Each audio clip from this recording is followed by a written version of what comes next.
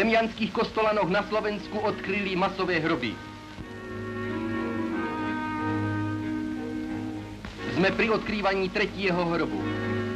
Němci do něho zakopali 13 umučených z 300 občanů, kterých popravili v zemjanských kostolanoch při slovenskom národnom povstaní. Tak vyvádzali Němci, kterých povolal Tiso na Slovensko, aby, ako on hovoril, chránili slovenský národ.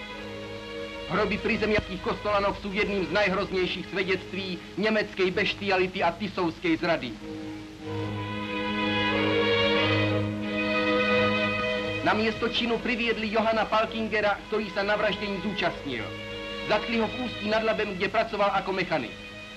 Falkinger byl SSák, slúžil v osobnej gardě Hitlerovej a dobrovolně zahlásil k popravám. Stvora, akej niet rovno. Je usvědčovaný na městě činu.